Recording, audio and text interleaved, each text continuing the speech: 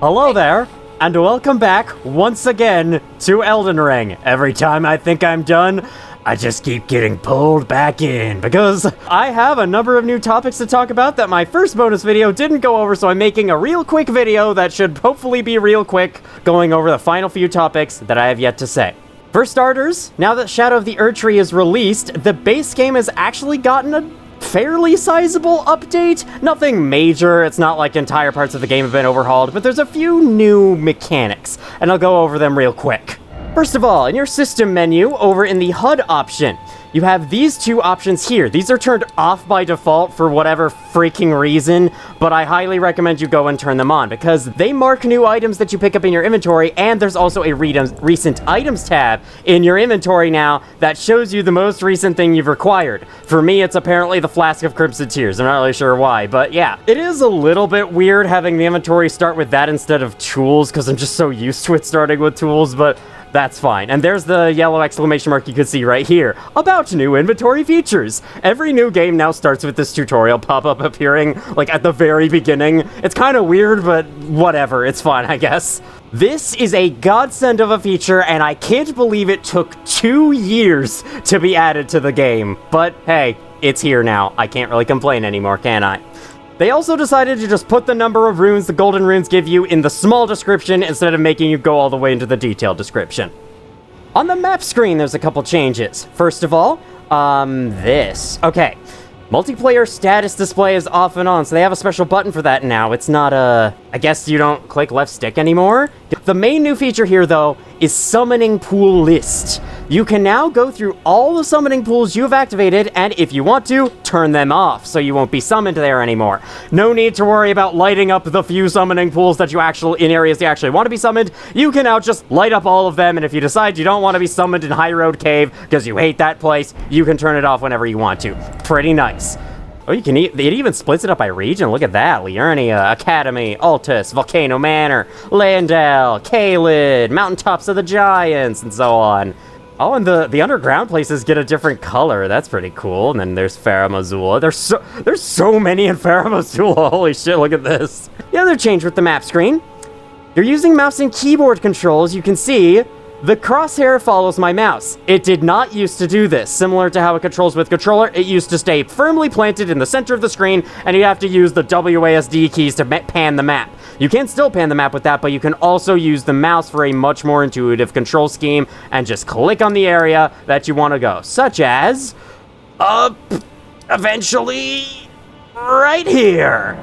Perfect. I can also confirm Latenna's dialogue has been fixed. She's supposed to say something when you first enter this area, Mountaintops of the Giants, and then when you enter the Consecrated Snowfield. In my main playthrough, it was bugged in the updates I was playing, but it has since been fixed thanks to the DLC update. How do I know this? Well, I played a third playthrough after I completed my YouTube playthrough and kind of vowed to myself that I would be done with the game for a while. I actually ended up going back in for more because I wanted to get all the achievements. I'll talk more about that later. 5 new hairstyles have been added to the game, and I shall show them off real quick. I like this one a lot. This one's a little shaggy looking, but fine. There's braids on one side. It's kind of like the Splatoon hairstyle. Oh no, there's braids on this side too. They're just a lot more buried. Never mind. I was about to say, it's kind of like the Splatoon hairstyle with the one big braid. I like this one too. And last one is... Oh, the last one's kind of cool. Can I zoom out? Okay, with the triggers that's not nearly enough. But yeah, that looks pretty cool. I like that. And while I'm at it, I may as well scroll through the rest of the hairstyles in the game because I don't think I gave them that clear of a look before in my main playthrough. So I may as well give you a clearer look right here. Oh my god, this is what I look like every time I wake up after a nice long nap. Or a nice long sleep, I mean. I don't really take naps. This one's looping around the ear very perfectly. Nice little bun in the back. Long ponytail. Is that too long to be called a ponytail? I feel like a ponytail would be shorter than that, but what do I know about hairstyles? This is the one I use, right? Yes, this is the one I use. So it's very boring. We're already very familiar with the one that I use. You've seen it all the time in my main playthrough. Well, this one's nice. I feel like this one is good for, like, cosplaying a celebrity in this game. That's all I could really see it is being useful for, though. This one looks like you placed a bowl on your head, and your hair formed around it. I think YouTuber John Wolf dubbed this one the midlife crisis. Someone took the biggest razor ever to the rest of your hair there. That one's neat. Very long and shaggy. Cool. Very unkempt. That would actually fit a Wretch character, honestly. So would this one. This is actually kind of what my hair looks like when I grow it out. It gets all up in my face, and I have to keep brushing it aside. I'm at that phase right now as well. This one looks like a shaggier version of my normal hair. That's pretty cool. There's that. Oops, hold on. Such a refined young chap we are here. And a messier version of it, basically. There's a lot of messy hair in here, but there's just as much clean hair, so all hair gets representation, I feel like. Maybe not, but you never know. And there's this, and finally, this! The ultimate! I love how in Dark Souls 1, being bald was actually your default hairstyle, so if you just went in without changing a thing, you were bald, and you had to just deal with it because you couldn't change your appearance afterwards. Give myself a little bit of body hair. I don't see why not. Not that we're gonna have much time to see it, but it's gonna be there. Loading screens from the DLC now appear anytime that you load an area, as shown there. In addition, if we zoom out the map, I believe, the names of areas look slightly different. They no longer have that golden underline that they did in older versions. I honestly kind of prefer the golden underline being there, and I don't really get this, but maybe they wanted it to better fit the map of the DLC. I don't know. They decided to remove it in the end, though. It's their choice to make, and it looks fine enough. However, all of this pales in comparison to the ultimate change this update made, aside from introducing the DLC, obviously. More on that later. You can summon torrents against Elden Beast.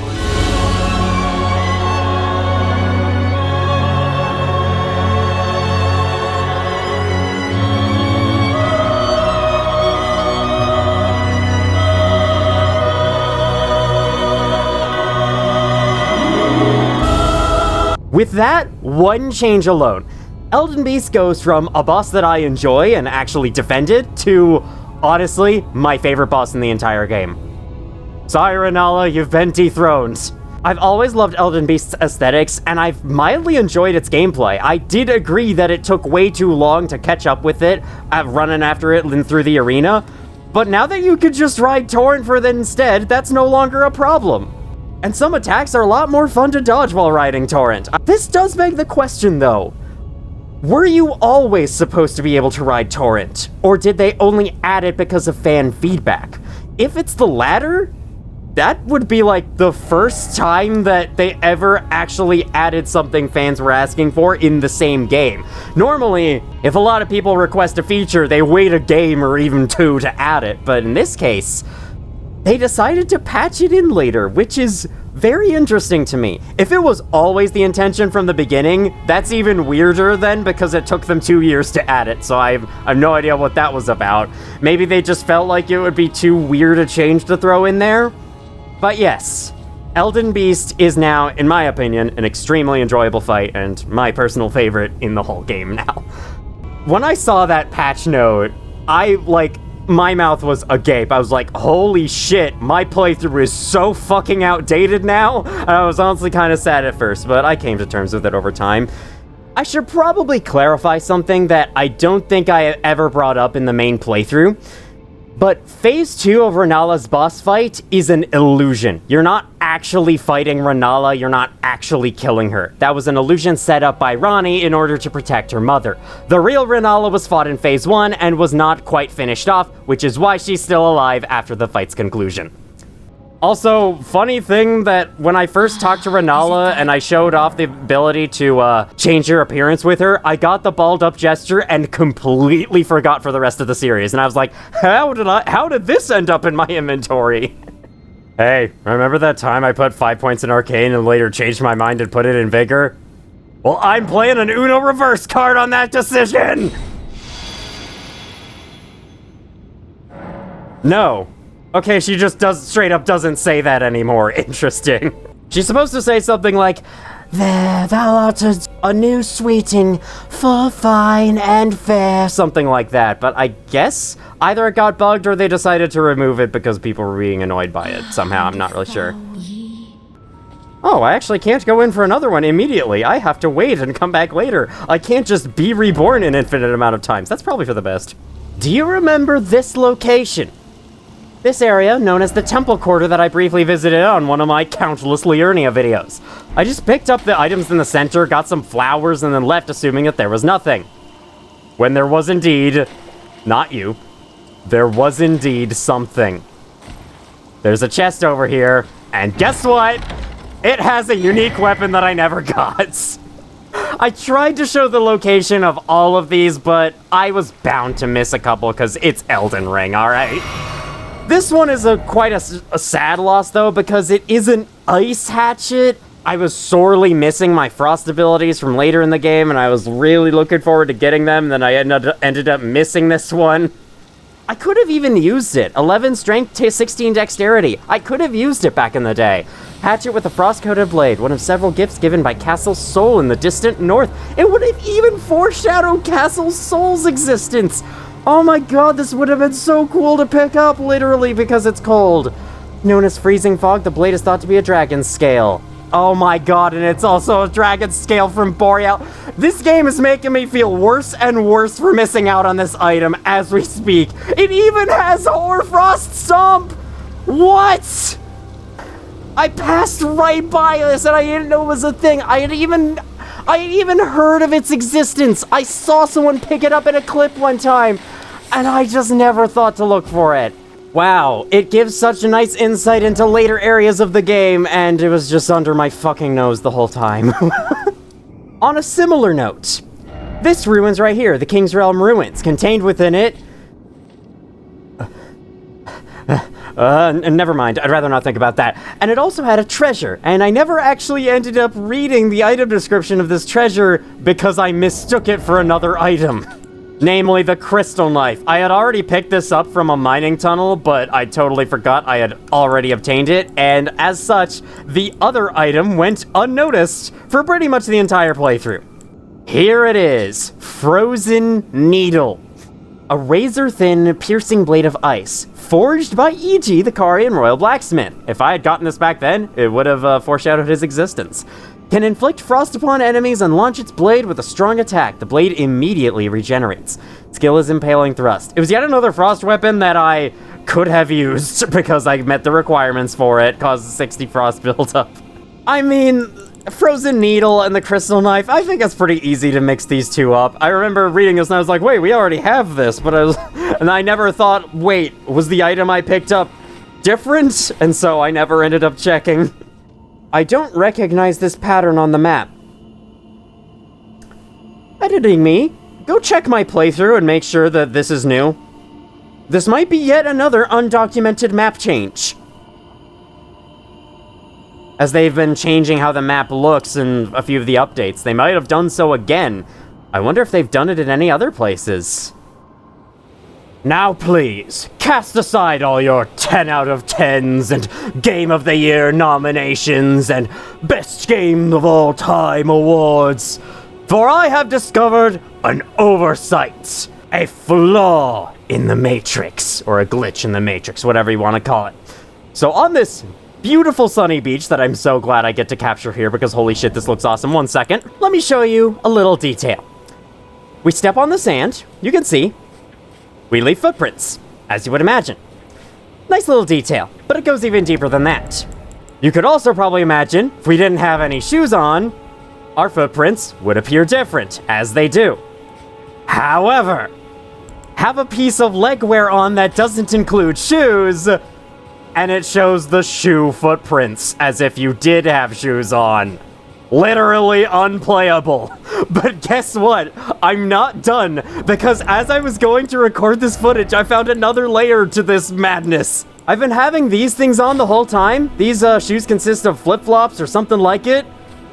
They don't leave any footprints at all. Allow me to test this with a few others. One of my fucking 5 sets of shaman leggings. These leave footprints. The champion gators use the shoe footprints, even though that makes literally no sense at all. How about mushroom legs? Yep. How about the cloth trousers? Okay, they leave footprints. So, for some reason, this set of legwear doesn't leave any footprints on sand. What the hell? That's actually really weird. I wonder if it's the only one like this. There's probably a couple of others that I don't know of because I don't have the time to test every single freaking piece of armor in the whole game. Or rather, I don't feel like it. But yeah, I just thought this was funny. I think we can all agree that the ancestral shaman singing is beautiful. Very calming, adds a lot to the atmosphere of Shifra River. Really soothes the nerves.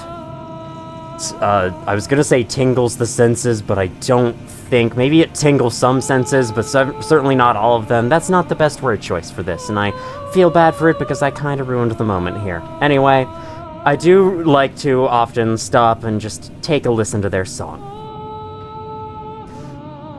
You want to know what they sounded like in the 1.0 version?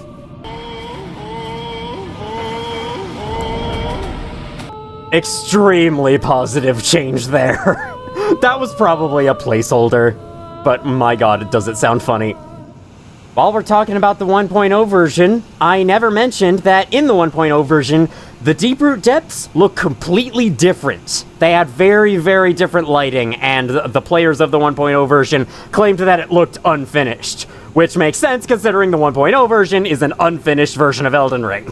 It's quite a big difference between that version and the modern version, and I'm kind of surprised that I ended up glossing over it, but I guess I was just too busy being lagged at by the game to care much.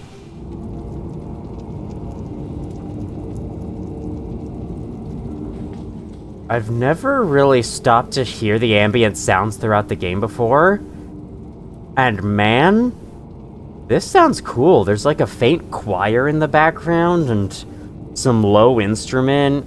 Sounds almost like a very distant gong. It kind of reminds me of the SCP-1499 dimension in Containment Breach, which is a very different thing. But yeah, pretty cool. Honestly, I should have done this more often. Turn off the music and enjoy the natural sounds of the game. Anyway, that's not what I came here for. I came here to show this.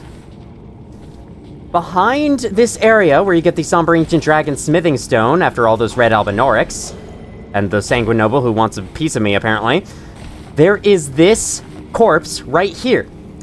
This corpse can occasionally contain an item, specifically a golden seed. However, it is not showing up for me, and it is unknown why exactly the golden seed appears sometimes and not others. From what I can tell, the theories are that if you collect too many golden seeds in the overworld, this one stops showing up. I'm not at all sure why that would be. I think it might even have like a second one to go with it. I might search these rooftop areas a bit. But yeah, for me, this item corpse has nothing on it. So clearly I've collected too many golden seeds.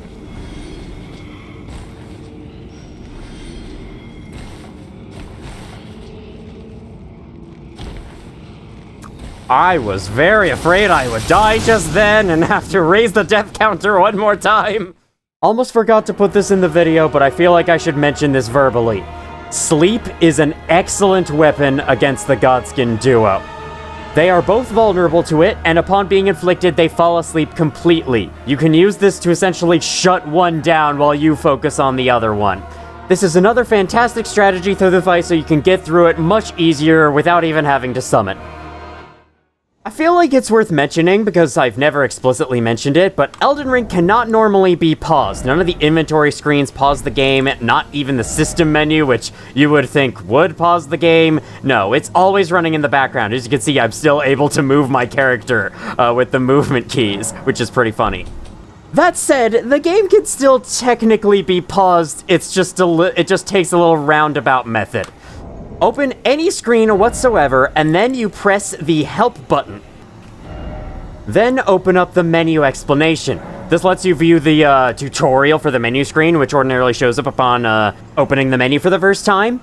While a tutorial screen is up on the screen, the game is paused. So this technically pauses the game if you know, do all of that shit. It's definitely no replacement for an actual pause screen, but it works. If you ever need to pause the game in a pinch, Just quickly go to any menu, press help, press menu explanation, and the game will be paused, and you can safely leave and go do something else. This will not work if you are playing in multiplayer for obvious reasons. Now let me give you some info on my third playthrough of Elden Ring. In this playthrough, my goal was to go for the third and final type of ending you can get, the Frenzied Flame ending. All of the variations of becoming the Elden Lord and repairing the Elden Ring all have one achievement, and I had already gotten it, so I literally only had the one achievement remaining in the game, and so I thought I may as well go in again, play through the game again, and get this ending. Along the way, I finally got a chance to see the special late night effects. I finally got to see wandering mausoleums in the consecrated snowfield, or actually no, right here outside Mountaintops of the Giants sleeping, and I got to see dude over here howling at the Erdtree. I'll show you my footage for this right now.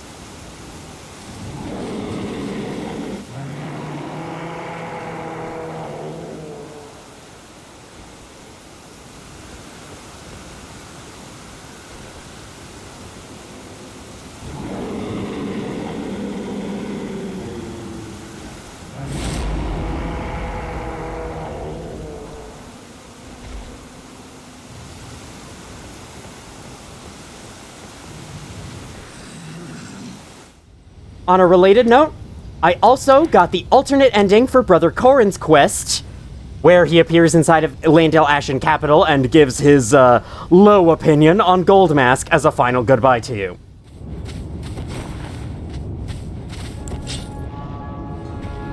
Oh, it's you. I finally come to understand. The Master was nothing more than a madman, enchanted by a vain and ruinous delusion. He rejected the perfection of the Golden Order, seeking to supplant our glorious faith with his own. Could there be a more pitiable comedy? Look at it. The culmination of perfection, burning before our very eyes.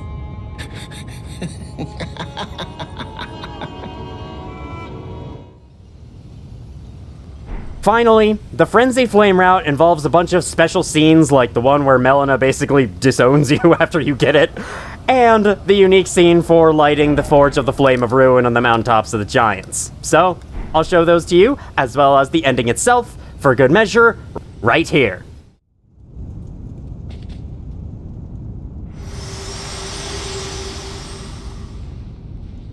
You have inherited the Frenzied Flame. A pity. You are no longer fit. Our journey together ends here. And remember, should you rise as the Lord of Chaos, I will kill you. As sure as night follows day, such is my duty.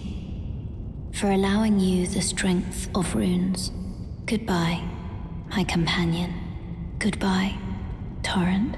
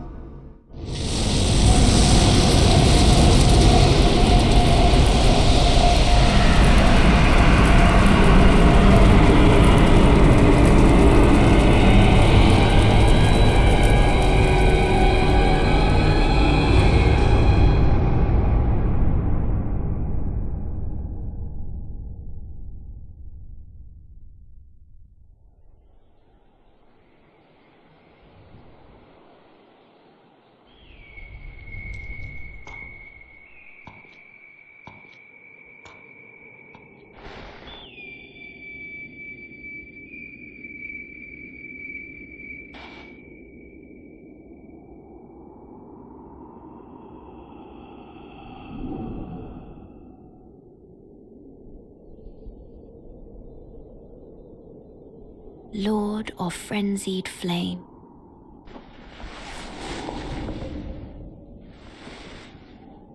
I will seek you as far as you may travel.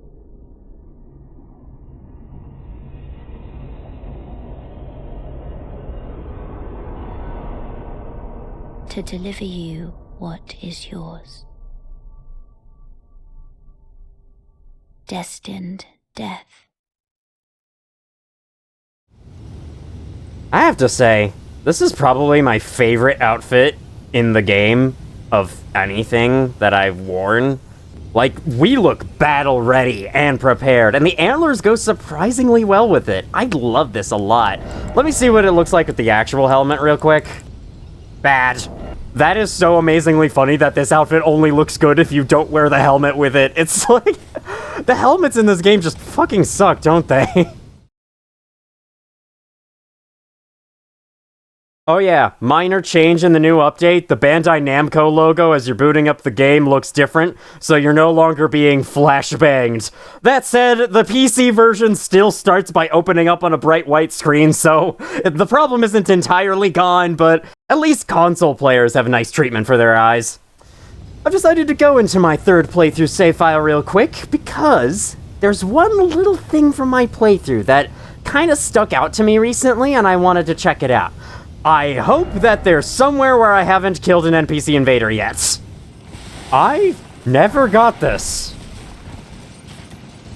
Weird? What was I thinking?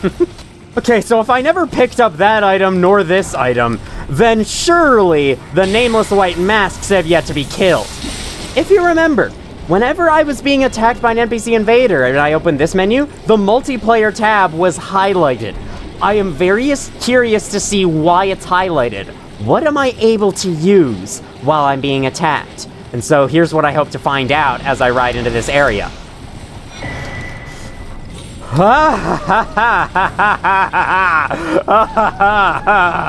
Oh god. That was the closest I have ever come to falling off without actually falling off. Aha! I have yet to fight Millicent on this save. So we can use Millicent as our tester. I mean, this is actually where I noticed it the first time, so we're coming full circle. Alright, what can I use? The Finger Severer? Okay, no player to send back. The Clean Rots Knight's like, what the fuck did you expect? I'm gonna hit you over the head for thinking you'd get anything. What the fuck? So the finger sever lights up and you just can't use it. That's so funny. What a weird way to solve that mystery. Amazing. No player to send back. Yeah, no shit.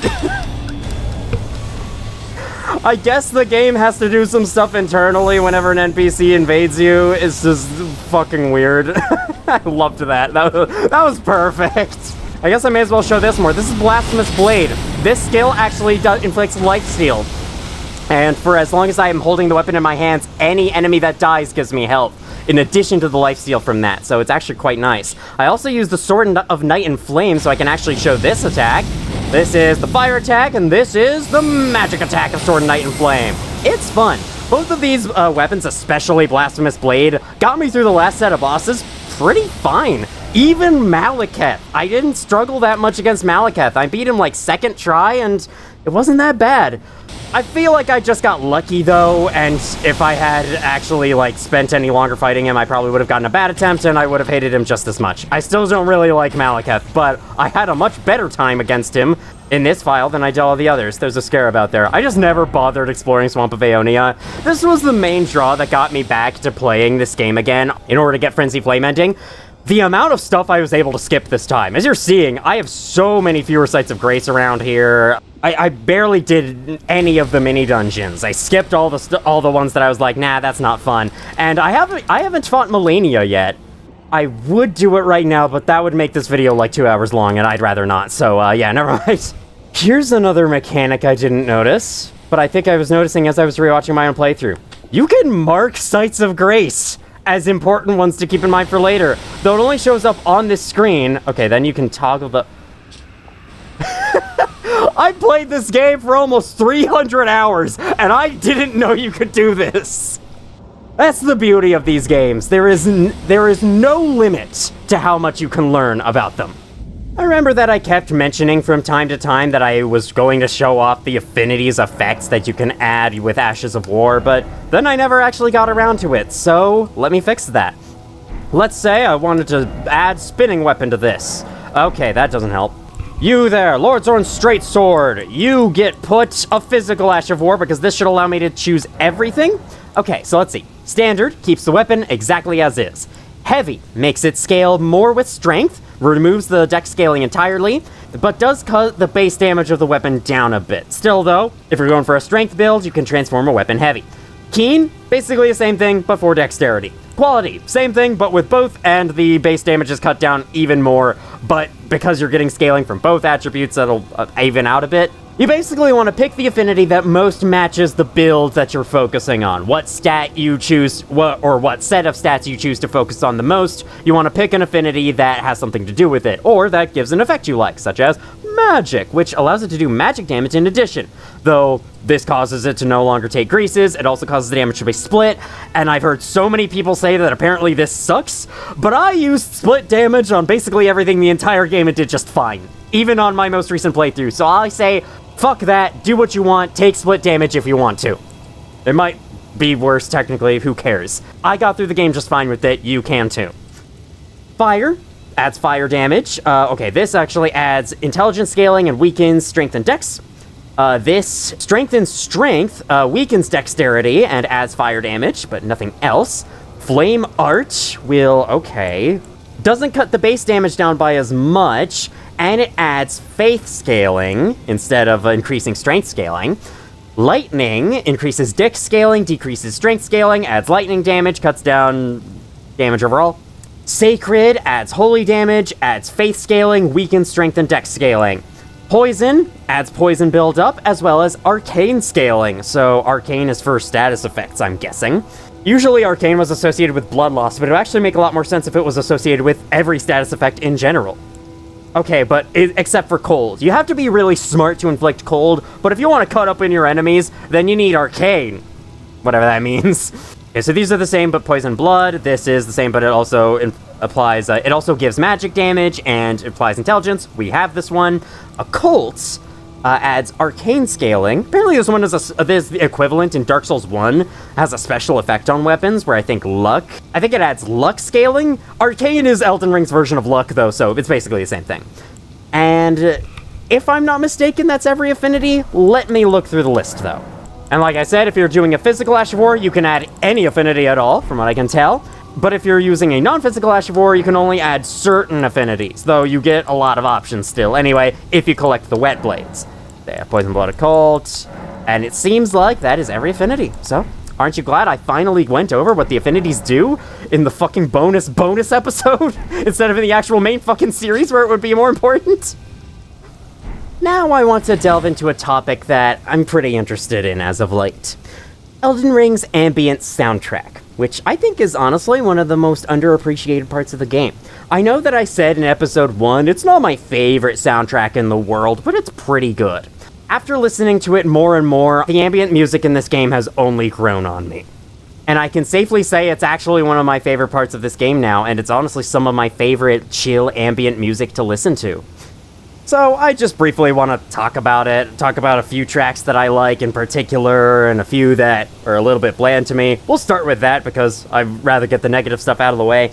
By far my least favorite overworld track is probably Limgrave Day, which is a shame to say because it's the most iconic one, but compared to the others, it just sounds so bland and repetitive. 70% of it is just holding the exact same note until the instrument player's hands get tired, and it just kind of drones on and on. It's nowhere near as interesting as all the other ones are to listen to.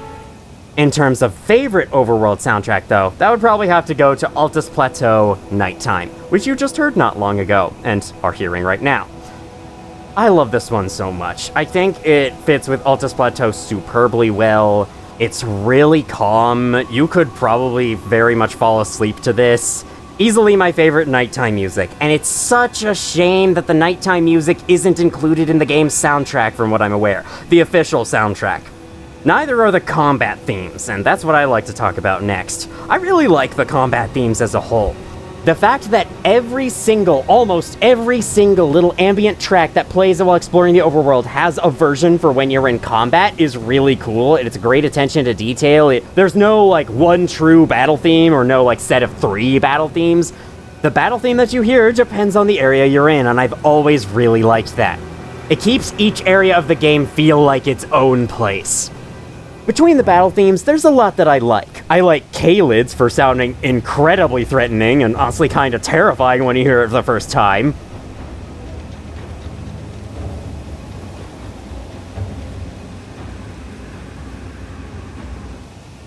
I also like Altus Plateau's Day. For some reason, that instrument in the left ear, that wooden sounding instrument in the left ear, is really pleasing to me, and I don't know why.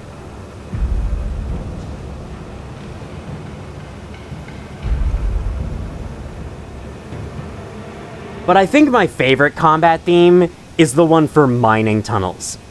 The mining tunnel ambience is already one of my favorite tracks in this game for being so chill and calming. But then an enemy sees you and suddenly you have echoed pickaxe sounds going in the background along with the usual percussion that the battle themes add, and it sounds really cool.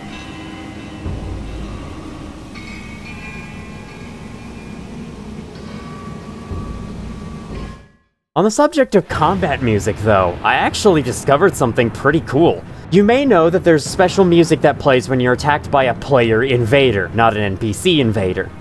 Well, there's actually 3 different music pieces that play depending on which invading group the player is affiliated with. There's one for Bloody Fingers, one for Recusants, and one for neither. That's some pretty cool attention to detail.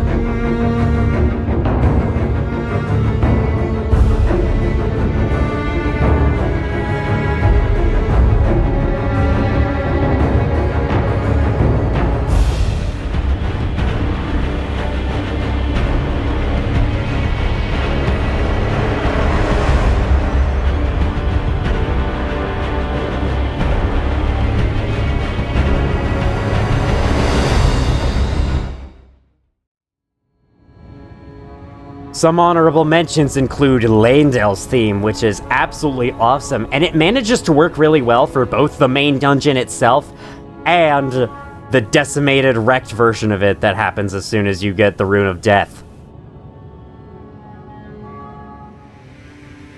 In terms of the daytime overworld themes, the ones that are actually in the official soundtrack, I think my favorite one is Mountaintops of the Giants. It perfectly encapsulates the winter wasteland and the nearing the end of your journey feeling at exactly the same time.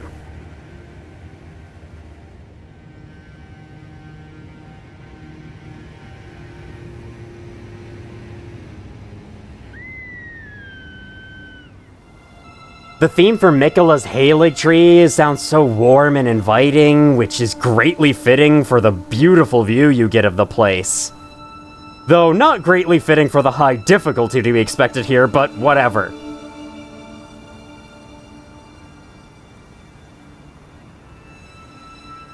And the second half of the Erdtree doesn't miss out on the fun either. Elfale's theme is also really cool and royal feeling. Goes along nicely with the grand surprise that you have when you see Elfale down here. And it also kind of makes for a nice tension builder into Malenia's boss fight.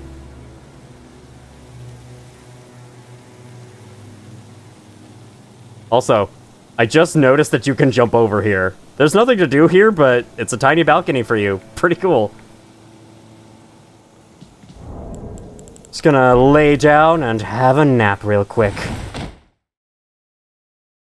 Of course, there is most likely one single burning question on your minds at the moment. So, let's get to it.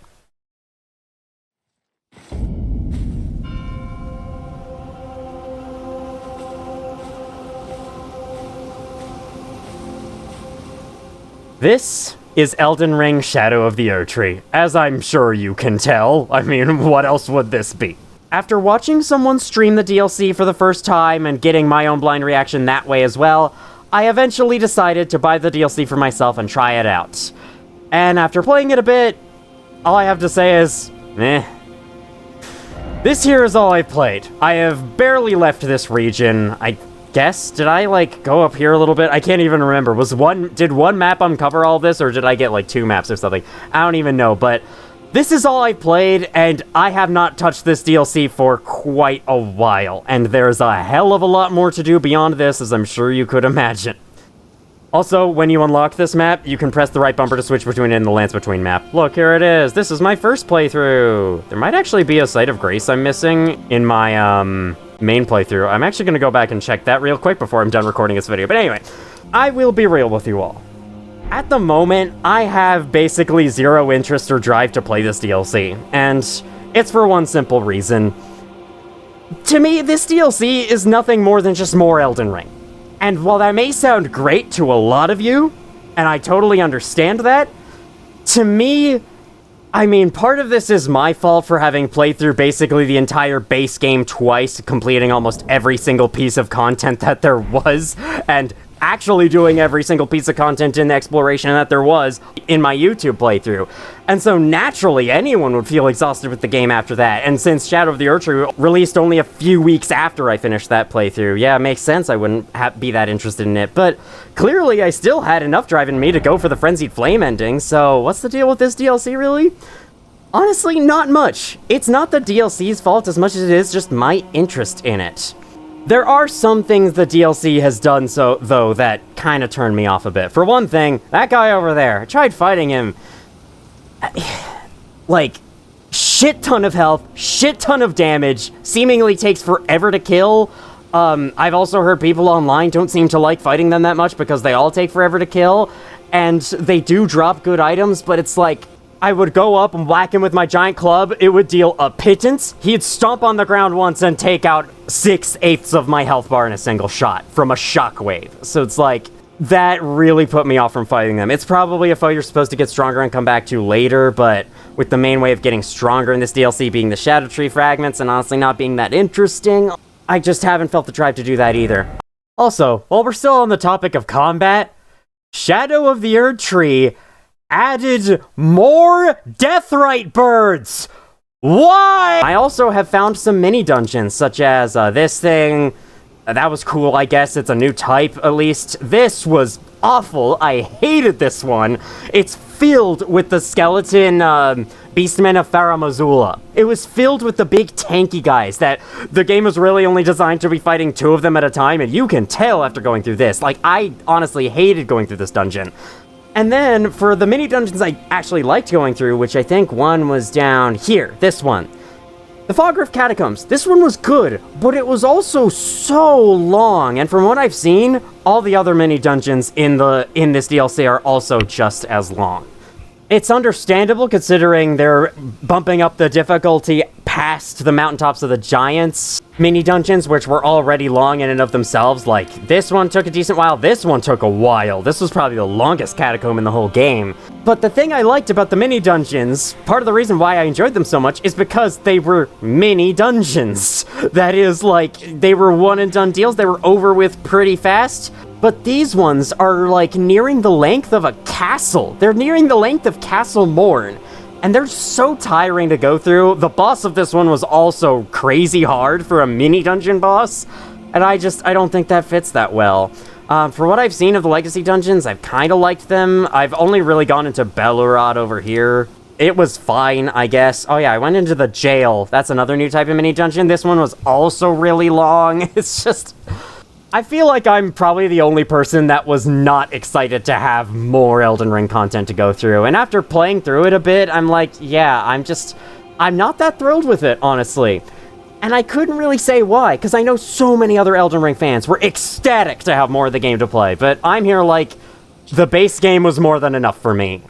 I don't need to play more of it. And I honestly regret buying the DLC, because now it's just kind of wasted on me.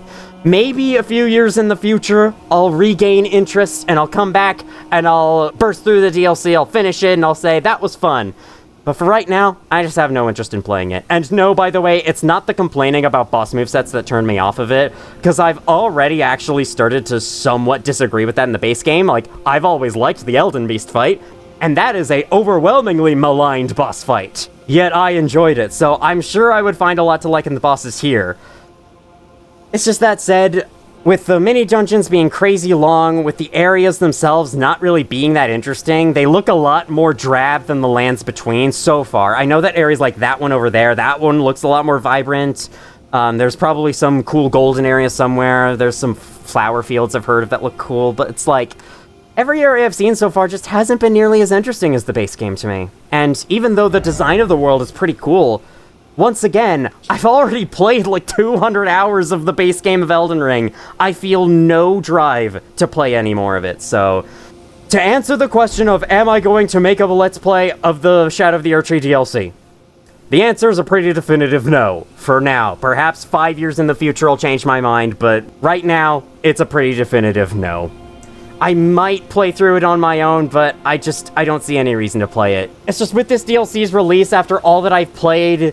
It's getting to the point where this game's formula is starting to grow old to me. And I think that, like, starting new playthroughs of the base game is a lot more interesting to me than continuing an already finished playthrough into a new world that just has more of the same shit.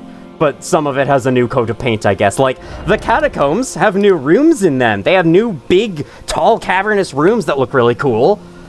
But that's not enough to keep my attention. So... yeah. I willingly played the DLC for Dark Souls 3 because Dark Souls 3's base game is really short, and the DLC kind of, like, adds a nice bow on it. It felt like Dark Souls 3 didn't really feel complete without its DLC. Elden Ring feels more than complete without the DLC, and now with the DLC, this is just fucking insane. From Software have said that they plan to move to smaller scale projects, and honestly, I'm glad for that, because if every single Souls game is going to be this huge going forwards, yeah, no thanks. Count me out. Elden Ring was enough for me. I've experienced as much of Elden Ring as I'm willing to for the moment, so yeah.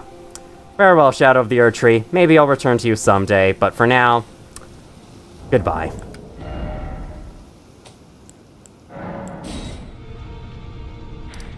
Oh my god. There's a site of grace up in this area of the map that I missed. Let's go get it. 'Tis down here, in this area. That catacomb had a statue pointing to it. Well, we didn't need it. We just followed the frickin' river and found it that way. May this be the last time that we see Lost Grace discovered. Now, to end this video, I'm gonna end this video on a fun little bonus. I've always had a lot of fun mimicking the narrator in this game as he's voicing the intro for whatever reason. Whenever I've just been like walking around talking to myself on my own, sometimes I've just reenacted the entire intro sequence on my own. And so I've decided I'm actually gonna give it an honest shake. I'm going to record myself reenacting the intro sequence to the best of my ability. Hope you enjoy.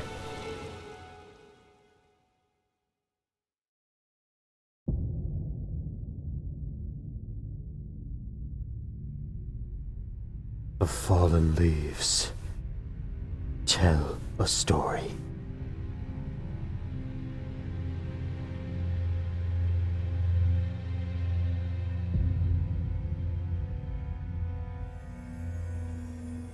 The great Elden Ring was shattered.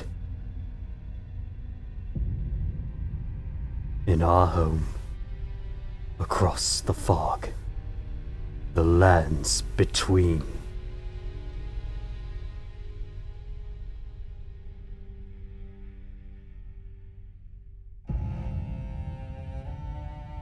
Now, Queen Marika the Eternal is nowhere to be found.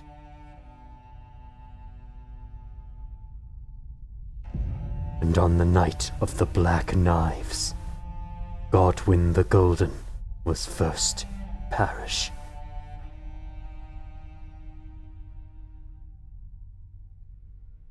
Soon, Marika's offspring, demigods all, claimed the shards of the Elden Ring.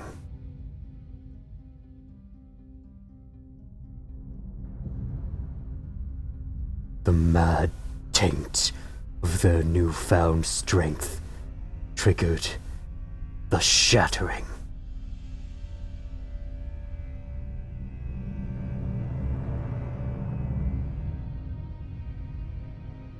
A war from which no lord arose.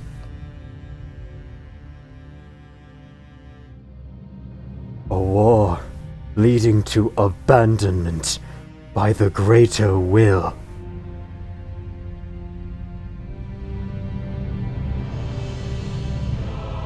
Oh, arise now, ye tarnished, ye dead, who yet live. The call of long-lost grace speaks to us all.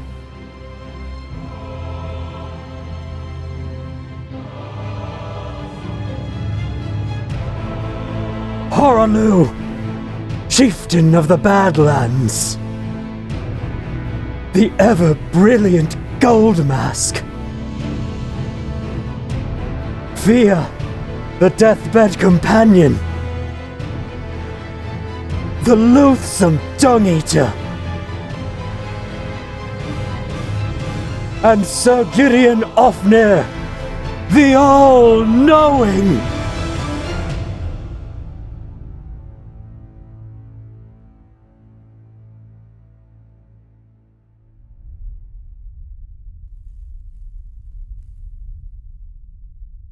And one other, whom grace would again bless.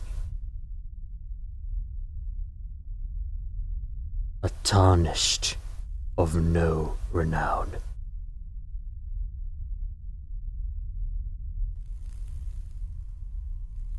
Cross the fog to the lands between. To stand before the Elden Ring and become the Elden Lord.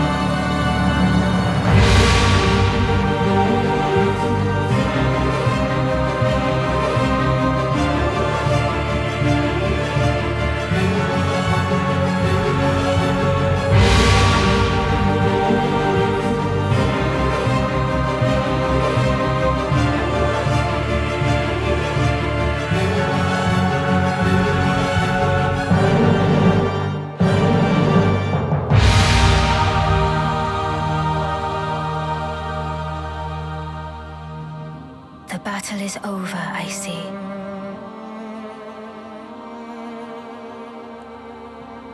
Let us go together. My dear consort eternal.